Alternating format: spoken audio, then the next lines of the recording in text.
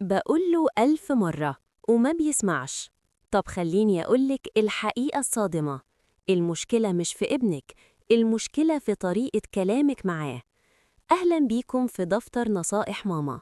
لو بتعاني إن ابنك ما بيسمعش الكلام أو بيعمل العكس، الحلقة دي هتغير طريقة تفكيرك تماماً، لأننا هنتكلم عن 3 أخطاء شائعة بتخلي أي طفل يقفل ودانه مهما كان بيحبك.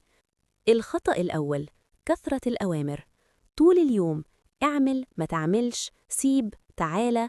الطفل هنا مش عنيد، هو تشبع أوامر فبيفصل علشان يحمي نفسه. الحل: اختاري أوامرك، خليها قليلة وواضحة وفي وقت مناسب. الخطأ الثاني: الكلام وقت الغضب. انتي متعصبة، صوتك عالي، وكلامك كتير. الطفل في اللحظة دي مش سامع، هو بس حاسس بخوف أو تحدي. الحل: اسكتي دقيقة، اهدي وبعدين اتكلمي. الكلام الهادي بيخترق القلب.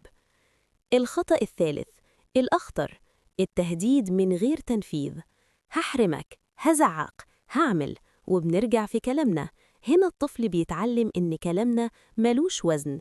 الحل: قولي اللي تقدري تنفذيه بس، علشان لما تتكلمي كلامك يبقى ليه قيمة. الخلاصة: ابنك بيسمعك بس بطريقته، لو عدلنا أسلوبنا هيتغير سلوكه من غير ضرب ومن غير صراخ. لو الفيديو لمس حاجة جواكي اعملي لايك واكتبي في الكومنت أكتر حاجة بتتعبك مع ابنك علشان نحلها سوا في الحلقة الجاية.